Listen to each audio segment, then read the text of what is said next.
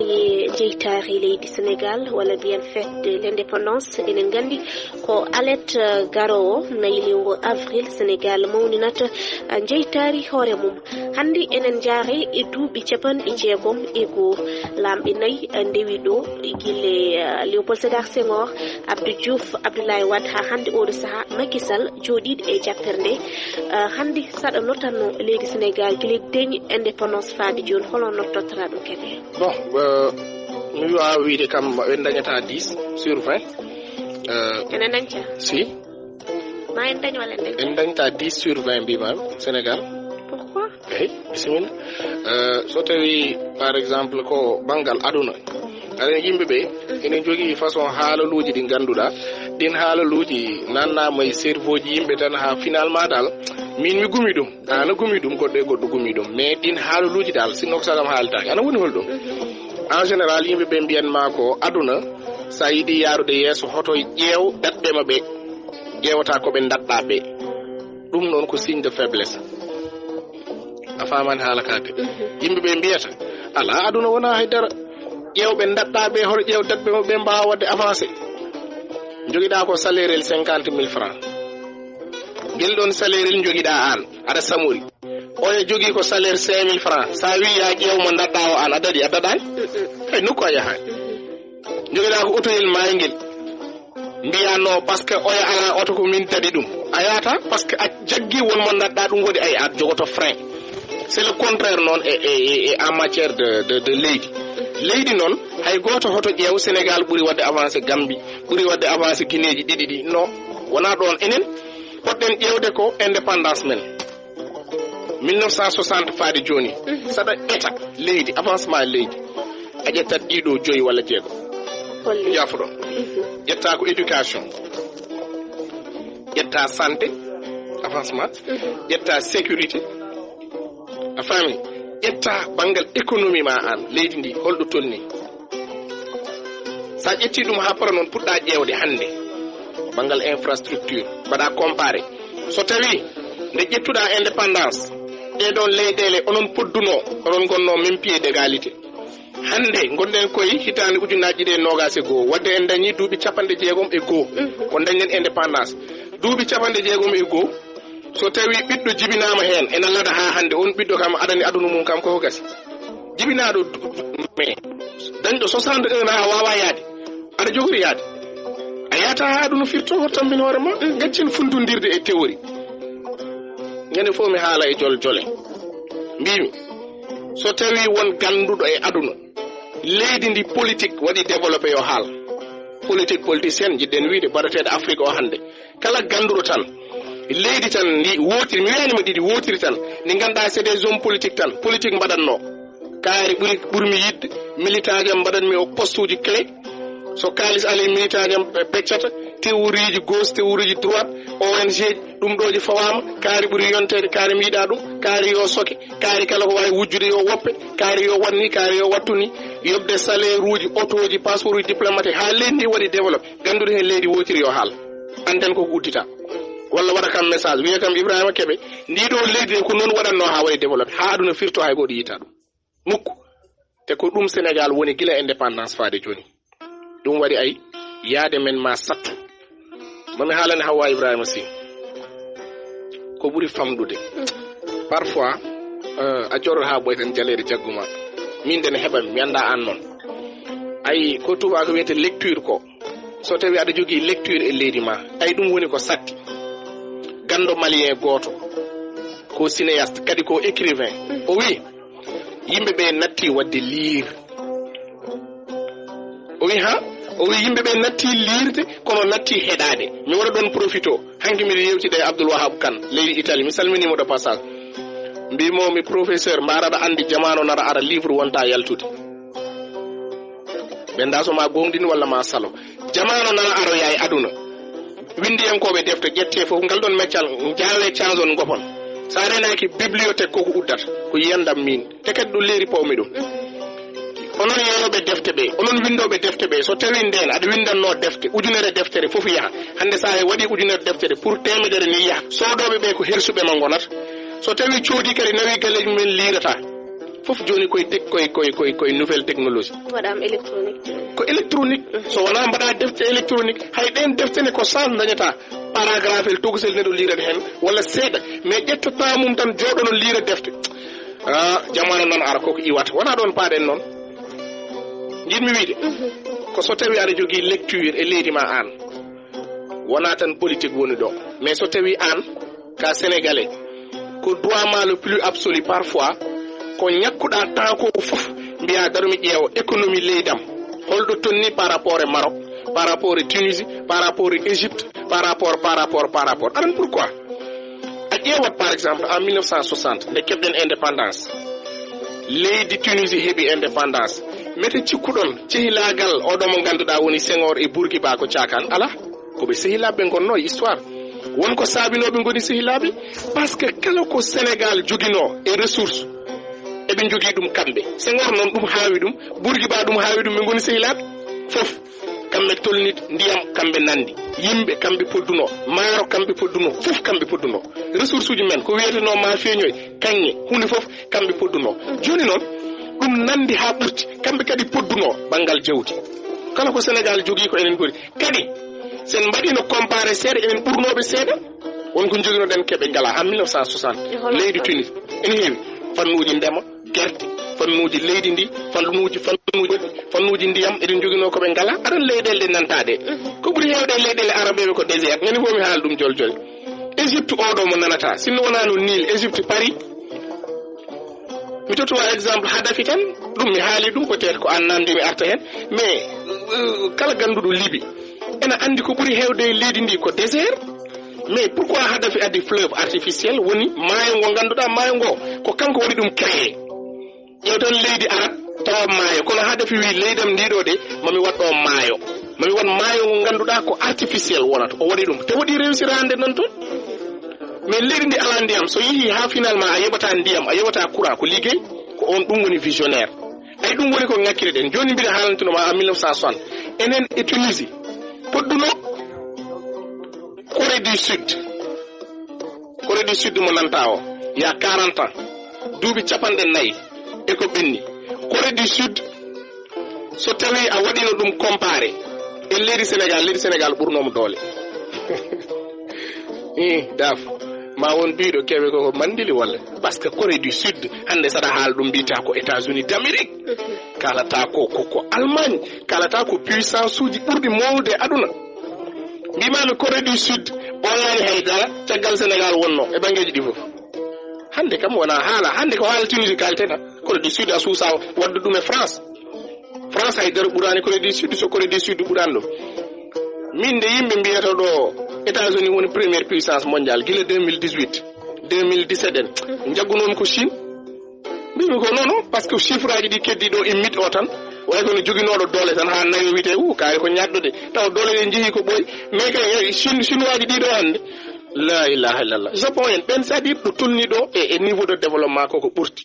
joni 40 ans e caggal Corée du Sud Sénégal haydara ɓurano ɗum haydara Corée du Sud ɓurano Sénégal hande wona ka ɗon haalate joni noon pourquoi mbimami parfois saɗa waɗa lecture e leydi ma an aɗa ƴeewa a ƴehat ha ɓooye kula jaha ha ɓooye kersa jaha ha ɓooye kaweɗa jaha ha ɓooye mbiya ɓeɗo kam ardiɓe kam wondi ko ngala vision walla ɓe ganda walla ɓe parani pour liggade walla ɓe ngala kalis walla par ce que hawete ko ɓuuri rabbidde ko ay leydi Sénégal le nanta Sénégal 16 millions d'habitants yo 17 millions d'habitants yo 15 millions d'habitants no gulla ɗum a yahat won leyɗele ko quartier mumen ville goto woni 16 millions d'habitants a yahat leyɗele e aduna he ɗe ganduɗa ko quartier mumen ville gotel walla mbiya Pikine waɗi ko 16 millions mi wiyanima ɗo Nigéria waɗi goɗɗo wiye Cheikh Tahir Boshi ene jogui 12 millions de talib Sénégal ken 16 millions te ko goto woni ceerno makko woni Alhaji Ibrahima Niass on conférence mum no jangguirten ɗo joni mbaɗen conférence stade waɗata ɗum sene waɗa ɗo kaami ɗum ɗo joni Qur'an no wiyete no korka so ari tafsir ko stade tafsir makko stade waɗata ɗum kay gari hade Sénégal en kewani joni ƴeewa par exemple ko jii ko tawi mbimami noon ƴettu Sénégal fo no fotiri superficie men enen leydi ndi fo aɗa no foti hoɗa hen timmani 10% e kotki men a wawde hawa ko koɗɗen e leydi men ko timmani 10% enen espace keddiɗo ko holɗum ko ndiyam e leydi ndiyam ɗam foti ko waɗede utilisé waɗaka utilisé nana wedda ndiyam ganda ko richesse hande leyɗele kewɗe kala ganduɗo géopolitique aɗa andi leyɗele kewɓe guerruji men ummi koye ndiyam jotuma tan ko wayno nord Mali ene jeeya e frustration ji mabɓe ɓurde monude won zone uji ala ndiyam ala kuɓɓam ɓeɗon jeehi mbaɗi frustré ha gaddoy ɗum ɗo wonti mouvement woni terrorisme ɗum sen naati hen ɗo malten ƴetta joni 10% timmani e superficie mo koɗɗen ɗo so tawi Sénégal ko temedere wonno kotki men foof timmani hay sappo ɗon koɗɗen ƴettu tan hande foreji men joguiɗen no foti forêt classé joguiɗen ko espace no foti leydi joguiɗen ko espace no foti joguiɗen mbimami ndiyam e leydi ko espace mais joni ƴettu anambe kala jeeɓowo site noon keɓe info yo yaafo par ce que mi wi presque 100 000 walla 200 000 ala komi jumɗo par ce que mi wi mbiɗa sikki noon mbimi e vidéo am o mbattindimi wadde ko hecci hanki mi anda mais mbimi ko ya plus de 50 000 hectares capanɗe 5,000 hectares woni e vallée mo anambe ko haɗi men remdi ɗum ko haɗi men jangguinde sukaɓe ɓe mami haalani goɗɗum aɗan ko woni erreur ɓurɗo wadde grave e histoire politique leydi Sénégal e histoire men en janginta yimɓe men no dañirten kalis janginten ɓe ko théorie kono hay pratique goto ɓe ngala ɗum addani men hitande foof jiya ko ɓuri 200,000 neɗɗo yahayna ñaago laamu ngu golle mais so ɓe jeehi laamu ngu ko 20 000 tan ƴettata hen ayi secteur informel ƴetta 30 000 walla 28 000 quelque chose comme ça ayi wadde e nder 200,000 ɗe ɓe mbawa hen ƴettude hay ujunnaji sappo ɓe mbawa par ce que aɗon pourquoi ɓe pot jangguinde men holno kalis dañirte président ji Nigéria ko ɗum mbaɗi Mohamed Sis ko ɗum waɗi woɗɓe ko noon mbaɗi mi nani wawi goto wi ñanden intellectuel men mi yiɗa haalde inde makko jemmomi ko TFM mi haala télé o haalaɓe o wi no woɗani Mandela nanɗo nde ƴetti no wiyete nde ƴetti Sud Afrique o wi Mandela waɗani créé won no wiyete Mandela e hoore mum ƴetti tan ko tubakoɓe fawi ɗumen an haala en ɓoyi ɗum haalde ɗo o wi ko ɗon haaɗi o waɗani créé hay goto mbimi subhanallah hande gonɗo président hande Mandela waɗi mo créé banggal télécommunication Mandela waɗi créé plus de 20 ɓe gandanɗa hoore ma fof ko milliardaire jangani mi coduma no waɗi ndew jooɗi mi haalini ɗum mami haaltu tan ndew jooɗi kanko o wi ko ɓaleɓe ɓe enen ɓeɗo en kaɓeteno apartheid kaɓeteno ɗen min mi uddama mi sokama e prison duuɓi 27 won sokaɓe duuɓi 20 won sokaɓe duuɓi 10 won mayɓe kono noon kalɗen gonga enen en ganda état en ganda état enen en kaɓeteno beele Afrique du Sud ne heɓa hoore mum joni noon so tawi eɗen jiiɗi leydi ndi wona koye men kaɓantono ɗen enen en jaɓat wawɓe ɓe ardo men ala Sénégal waɗi ko militant de première heure parti am komi PDS komi AFP komi APR komi PS komi PASTEF komi ɓeɗon ɓe ganduɗa gonno sarama ene kaɓo sarama sa jooɗimo ɓen guiruɗa tottude les postes clés alors que ɓen gonno koye haɓade politiquement mais jogade leydi e haare politique ça n'a rien à voir Mandela wi wajo o e jinmi waɗe rectifié Mandela wi joni jooɗoɗe onon kala ko tubako wawi ko tubako o tottanmi poste clé o mi ƴetta ɓalejo noon mi takka sara mum woni jangude kono noon e nder mon oɗo onon ɓeɗo haɓetenoɓe mami watmo créé des milliardaires noon hayde on janggani on ganda état mais kam mon janggu affaire o yoɓanniɓe ɓe mbaɗi formation o tottiɓe kalis kewɗoɓe ɓe gondi investisseur uji mawɗi leydi makko ɓen hande mbaɗi créé des milliers d' emplois génération en heewi eɗen mbaɗa hen actude kalen inde mabɓe hewɓe han o waɗi ɓe créé président mabɓe o ko hen jeeya alors sen garti joni Hawwa mbiɗen joni hayde 10% tan koɗɗen enen ko haɗi men wadde exploité ndema jangginen sukaɓe kalis ay sukaɓe holko janggina a yaltan daña bac plus daña tel jalta daña bac ɓe mbima ya école de formation ngel ganduɗa waɗaka ni reconnaître par l' état jaaha ɗon joɓa daña 3 ans de licencement calcul no foti sukaɓe mbaɗi ɗo école de formation jaali ngala liggey walla ni liggey moɓe jogui o sa ƴeewi ɓe joɓate ko 100 000 ɓe joɓate ko 60 000 70 000 alors que an chaque mois joɓannoɗa ko 100 000 e on formation ha formation o gasi holko dañɗa hen hay daraɗa ala hen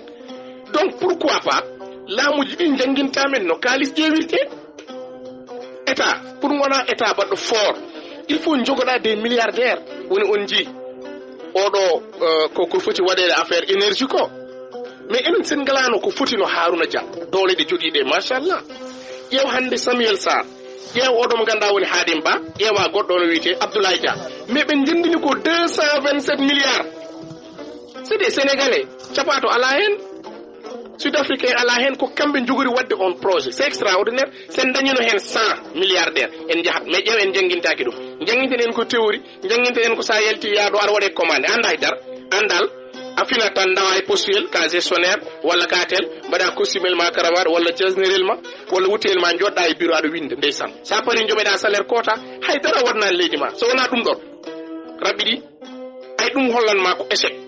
sen ndewi on domaine ko ɗon mbalten ɗon laamuji men gila indépendance faade joni en mbaɗi hen échoué mbawɗen ko bureaucratie mbawɗen wadde concept uji men ƴeewen neɗɗo men baddannoɗo men politique walla neɗɗel gonnogel to ƴatto laamu ƴette totte direction goto on jooɗo ɗon noddoya koreji mum wiya on ballanno ko may haare ngare gay ƴetta miñum ƴetta joom suudu mum ƴetta dendagal militaji mum fo ɗumen ɗon ene mbaɗa concept uji tedduɗi mbiya neɗɗo yo ar emploi yiiloto on anda CV wawa windude CV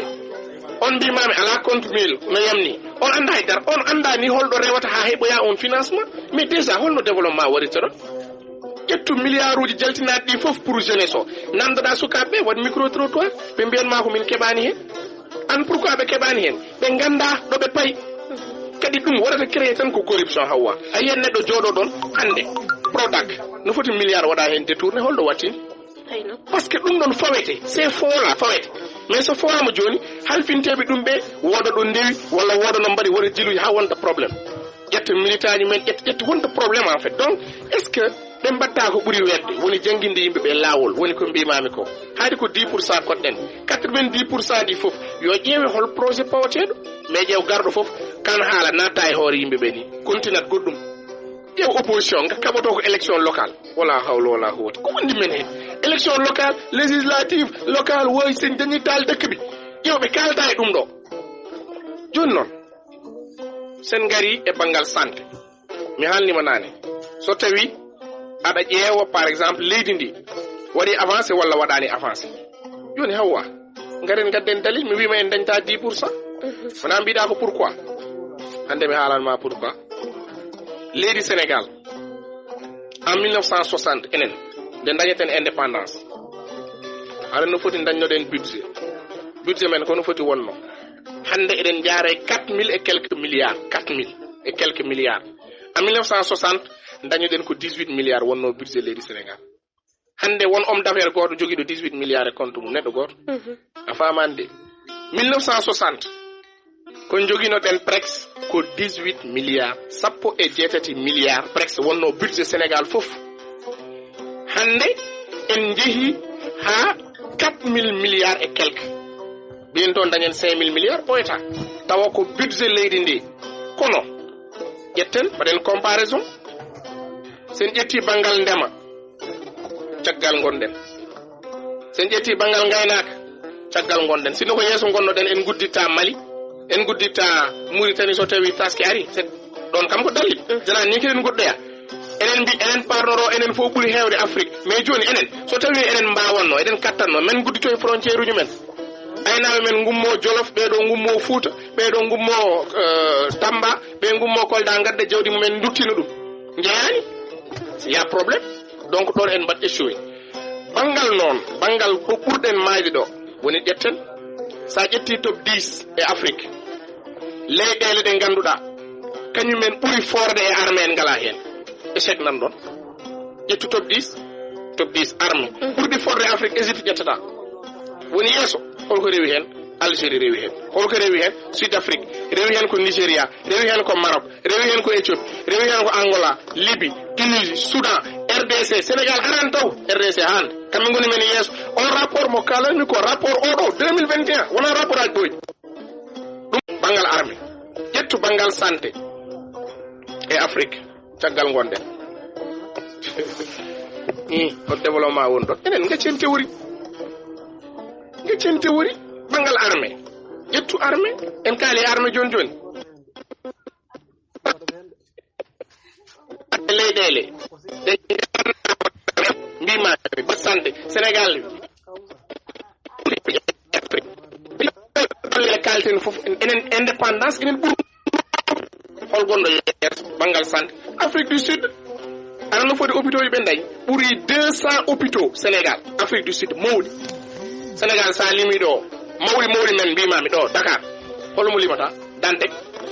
Fann holon principal e holon mbiɗa sikki de CTO en mbiɗa sikki Hélène Samouri mi sikkani so tawi ma limɗo mawɗi Grand Yoff CTO mi anda holɗum heewani kamɓe noon eɓen jogui 200 hôpitaux 200 ɓe jogui kamɓe Afrique du Sud oɗo mo katten Afrique du Sud ɗo rewi ɗon ndewani ɗon apartheid dañi ɗo Sénégal apartheid ɓe mbaɗi kamɓe ɓe gummiti on caɗele ƴewɓe dañi hande plus de 200 hôpitaux kadi ko privé haala ga yo lab privé ɓe dañi service ɗi gandanɗa hoore ma hano hulat hol dewɗo hen wadde enen holto mbaɗɗen échoué mais ko lamɓe ɓe mbaɗi échoué wona enen holko mbawmi budget Sénégal ko lamɓe an onoto président ƴetta gouvernement ma enen mbawɗen ko wotande neɗɗo à travers confiance mais on jooɗoto wiye mi ƴetti ministre mi totti ɗum santé o mi totti ɗum éducation o mi totti ɗum direction o mi totti ɗum liggoɗe ɓen mbasa liggade mbaɗen échoué ɗum kay yo lab wona enen ko lamɓe men tan mbaɗi échoué wona enen ko mbawɗen hen mbawɗen ko wotandeɓe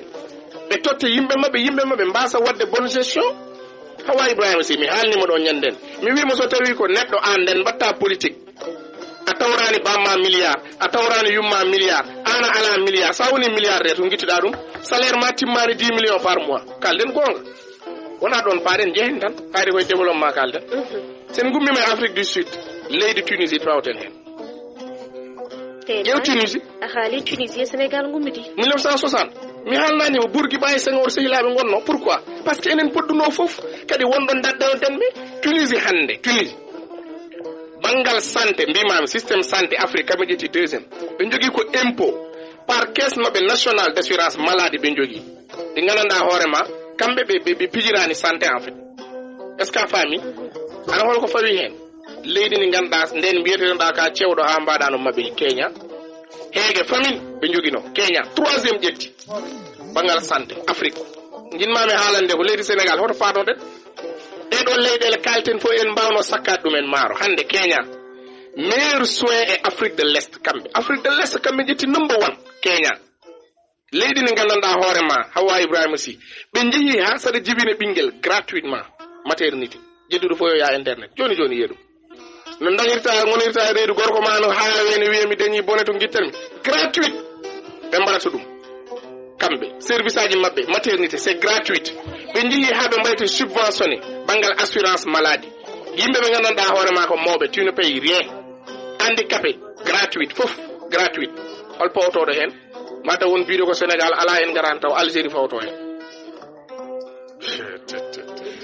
Algérie hande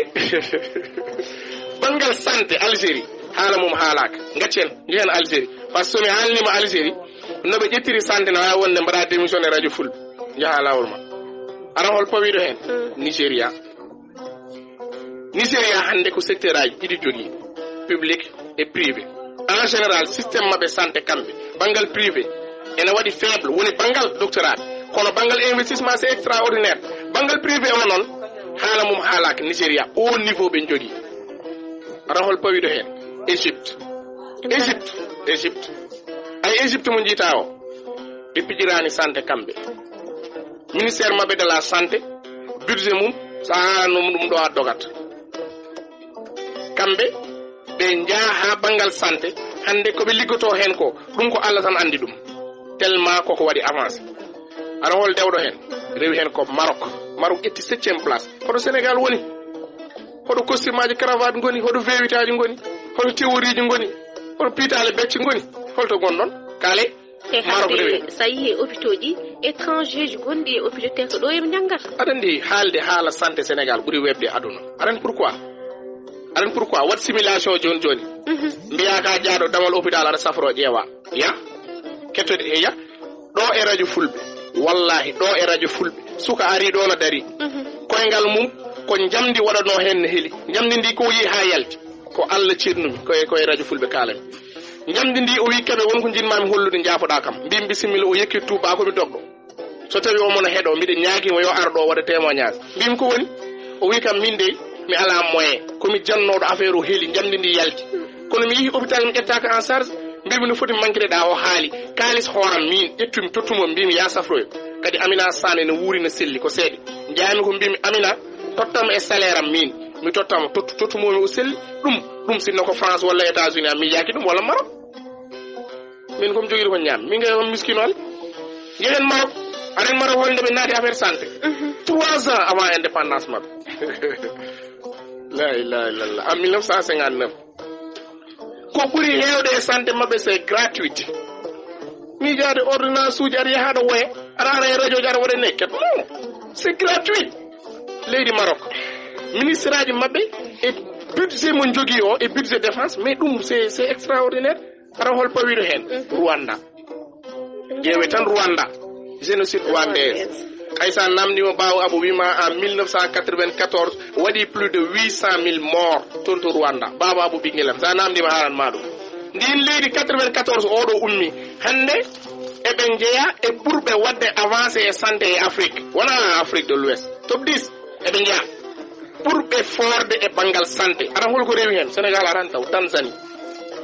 a meeɗi nande Tanzanie aɗa anduno Tanzanie ko waɗi traversé histoire mabɓe John Magufuli aɗa holko waɗi nde o jooɗi o idi addude o wi priorité makko kanko ko santé goɗɗum ala hen santé tan santé hande ɓeɗon koɓe yaaɓe ha tubakoɓe ne gummo caggal leydi ngara couverture maladie médical non couverture médical ɗum ɓooyi e leyɗele mabɓe ana hol dewɗo hen Zambie leydi Yaya Omar Mbodjen Zambie rewi hen mbimi hande Zambie banggal kay no wiyete banggal santé haala mum haalaka joni noon so tawi enen mbiɗen ko enen poori laaɓi ƴettu goɗɗum mi haalanma ko ɓuuri hersinade ndiyam top 10 leyɗele ɓurɗe ɗe gandanɗa hoore ma so ɗum ɗi jarat en ngala hen holno mbaɗiɗen avancé wadde sa mi haalanma émission sa yiiɗi joni min mi haalantama ɗo mbiɗe kecce walla yo welama par ce que aɗa waɗa ñangaluji ma guilnane aɗa yiiɗi mbukkoye miruji warse tan kala ko kalanma ko talir gaddantuma mbay ka Hawa Ibrahima Sy koko pare émission Hawa Ibrahima Sy mi wima ɗo enen ciwoyel men fusi il a suffi l'intervention de l'armée française nde mbawɗen yarde hay goto yeddata ɗum de walla i ñanden kay en jii gajaga mi andano suma balɗe ndonguɗen ñifde ɗum holɗo développement woni ɗo aɗa andi won leydi wonde Afrique nden coronavirus oɗon ari maɓe guitti yimɓe mabɓe eɓe nawa Sud Afrique eɓe cafroyo aɗan ɓe ndinliri kam koko halki déjà aɗa andi leydi mbiyatma ɓe ngala hay centre uji pour wadde traité indépendance enen dañde indépendance Sénégal ɗo Égypte mo jiita o Égypte ko ɓuuri hewde e leydi mum mi haalnima leydi mabɓe ko désert ɓe ngala haydara kono 96% e population mabɓe ko ndiyam yarata comme il faut temedere ƴeɗɗa foof 96 ɗe ɓe jarat ndiyam vidéo baɗo circulé ayi ya walde yirlaaɓe somi juumani commune Bokke Jalluɓe ngoni koye mbalka jarat kaale mbalka ɗe jarat ɓeɗo ɓe kalten Égypte 60% e yimɓe mabɓe e taw ko dowri mbimami de eau potable jarat ko jaraten ɗo e Dakar ko développement holto woni ɗo ƴettu Afrique ɓurɓe wawde so ɗum ɗi jarat Maroc taw o hokkanimi somi rokkino mi haalanma pourquoi mbima Maroc ana holko rewi hen caggal Maroc yimɓe leyɗele jaroje leyɗele ɗom ɗo ɗi jara bandiraɓe ɗum ɗo en ganda fo ɗo paɗuɗen hen holko dewɗo e Maroc Tunisie rewi hen caggal Tunisie Ghana rewi hen Sénégal aran tawde caggal Ghana mbimami Hawa eɗen mbawi hodde ɗo eɗen kaala ɗeɗo leyɗele so ɗum ɗi jarat joni hoto développement woni ɗon so tawi mbiɗen ken développé on est extraordinaire mais enen banggal ndiyam en gonani top 10 ha hande won ɗum ɗuɓe ɓe jarata Sénégal ɗo ya dowri ndi ya jeeri ya partout yimɓeɓe mbimami eɓe jogui des problémes pour yarde kadi yeddetake won jibinteɓe charrette wonɓe ngala poste de santé ha hande wonɓe ganda miijaki sapeur non miijaki sapeur wona haala hôpital régional wonɓe ganda hôpital uji mumen taw hôpital régional leydi ma moƴƴani wuuro ma ko addi évacuation ji à Dakar Dakar ɗo kay no foti laaɓi yimɓe ɓe jogi min mbiɗa jogii ɓadiiɗomi cancer wari ɗum mais a yahan no wima machine koko paani ɗum kam Keur Massar naa fof no ngadi machine el koko paani ko adduno évacuation ji Tunisie en jetti ɗon Harouna Dia wona politique mais heewɓe on waɗi ɗumen sobe ha hannde omo nawa ɗumen Tunisie yo Allah yo mo moƴƴen ko adduno ɗum insécurité Sénégal hannde joni joni somi waɗatino agressé mami noddu hami tampa haade police walla gendarmerie yettade ko addi ɗum ya France police aji mabɓe ko vélo marata déplacé billahi wallahi somi jagganinomo ɗo systéme France banggal sécurité ñanden komi jooɗiɗo ha ɓoyi tan nan mi mbiɗa ƴeewa systéme mabɓe sécurité no hawwa ñande hen min mi haawa dal noɓe pawiri noɓe mbaɗiri organise sécurité mabɓe France mais mbimi onon wonɓe France ko gartoton ɗo on malama nous c'est tellement organisé mbimami sande kay haala mum haala kayda noddat sapeur joni joni minam hôpital maɓe mbima dans 10 minutes mbiɗa haalda e neɗɗo goto omo haalda on o wimo jinmi joni joni ko ambulance on wimo dans 10 minutes o wimo nono 10 minutes heewi on wimo dans 7 minutes mbimi an ko min puntata walla ko gonga o wimene ka kangal so fondu wawi waɗede sobe kay sakaten ɗon ɓe tolni koɓe yimɓe ɓe gona jinneji ma on mbiɗo Sénégal hoto mbadde ɗum e France koɓe yimɓe ɓen ngala haydara tubakoɓe hay liɗɗi ngala fof ko Afrique ɓe gaddata holko ɓe jogui hay dara ɓe ngala an kaɗa haal to jawoɓe ko mairie o luɓat policier ji sen mbaɗ déplacé maire wi noon commissariat jawɓe ɗo to kallanmema wona ko no wiyete ko mairie luɓataɓe oto mairie luɓataɓe oto guila émetaji ɗi mbaɗi faade joni ko haɗi men nawde toon équipe ma gaccen ay gonga so yonti kalen tan est ce que a faami keɓe a haali fannu cellal fannu politique ɓamtare aw ndema e gaynaka mara kam éducation ene goni yeeso e éducation eɗen jeeya e ɓurɓe mayde eyyi mi yiɗano nadde éducation guila nane no foti diplômé chômeur uji jogui Sénégal ene heewi limotaka gasi étudiant ji jogui ko probléme codification wona orientation woɗɗi waɗede orienté kay ko musiba ma hiwto goyama looto ayeji ma yaa galle kawma ma yaay amical uji aɗa ñaago ƴew tan orientation aɗa hollo Sénégal iɗi wadde échoué wadde orienté c'est extrêmement dangereux pour mabɓe dañɓe bac laamu son ganda ƴette min dokka mon fodde 6000 étudiants en ɗo cowa min wima noon danger o woni orientation aɗum mi haalanma holno watte eɗen poti wadde de grandes écoles noon wiyete walla grande lycée no jiɗɗa fof mbiya aduna o fof no waɗ ɗum woni joni min joni dañmi bac ko CM Keur Massar exemple joni CM Keur Massar mo dañmi bac exemple min joni ponnomi ko heddade CM Keur Massar hami dañi licence ene wawi wonde aduna o fof no waɗ ɗum ko haɗi men wadde ɗum ƴeew ma saabo université fofo seede espace o kadi enen min haawi men ken ngala eɗen dokka ya université UCAD no foti nationalité goni toon ana ala étudiant ma ngala ɗo leeli ngala ɗo mbaali tikkeji mumen ma jahane kiwtoyona mais holko gokota espace ala de ɗum ko go e ponno wadde stratégie goto goɗɗum ɗum orientation enen tan keddori e ko ɓuuri hewde aduna o sa dañi bac ɓe pot wadde mesurer capacité ma intellectuel c'est important ɓe ƴeewa mais woni yimɓe nanɗo jeehi ko bac mbaɗi cartouché ane goto mbaɗɗa goppuɗa ɓeɗo mbaɗi 2 ans mbaɗi guppi ɓe licence mumen mbaɗ ɗum pakkale ɓeɗo jaaha ha dañi bac mais ndeysan ngala moyen pour continuer les études da fuɓanam kilimo ɓandam ko wuuli joni noon ƴeewa bandiraɓe Hawa an a waɗi orienté élevage ma an ƴetti engagement wadde ɓe orienté a wawa hande université ji ɗi gandanɗa hoore ma jangguirta ko ordinateur connexion mumen ni moƴƴani eɓo onon to gonɗon bandiraɓe connexion ji mumen moƴƴani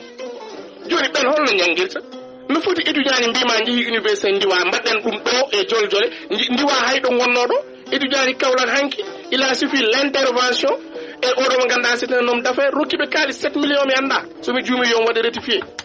ɓe jaltinano to ɓe goni ɗo étudiant ji Bambey mi anda holɗum ɓeɗe wona Matam jeeya wona ko ɗo mbaɗanɗen ɓe joljole haɓe ƴetta en charge wonnoɓe Ziguinchor ɗo mbaɗɗen joljole won étudiant ji gummini Dakar ngari ɗo ngala ɗo mbaali wa joni ɗum holno woni réussi ɓe ngala ɗo ɓe goni joni sinno ko jaam wonno sinno ko réussite wonno kay garɗo fof dañat ɗum woni kam walla au minimum laamu ƴetteɓe en charge walla leurs hommes politique wonɓe diwanuji mabɓe ɓe ƴettetake ɓe goppa ha heewa ɓe goppi jangde abri provisoire no abri haalaki provisoire hoto haal ɗum par ce que sa haali ɗum émission ɗo haala woppu janggude kam ɗo ganduɗa mbabba nansara mum walla puccu ɗum accu ɗum par ce que ɗum kam vraiment haala mum haalaki quoi miɗino yero fula nana heeɗo heureusement non hoto haal kana haala aɗa dillina tension ngal joni noon Hawa ngal ɗon banggal ngo probléme joni jiɗmi wiide ko orientation oɗon ɓe ponno jangguineɗe so tawi ɓe ngala formation professionnel ɗum nawrata leydi yeeso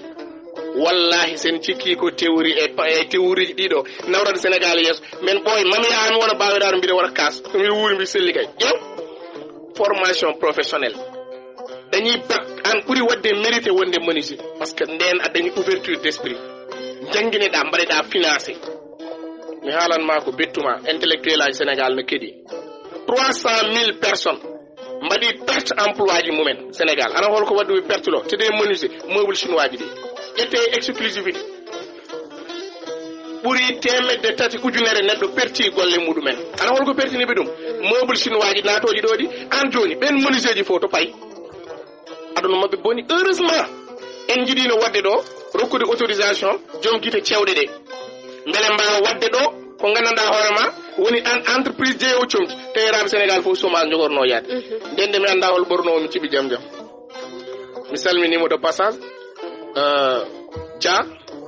mo ganduɗa woni ko sara police Thiaroye par ce que kanko ɓornata mi ciɓi jaam jaam no wiyete kadi Fouta Couture mi salminimo mon frère yaafumi noon ka jajaw ɗum woni jejin ɓindema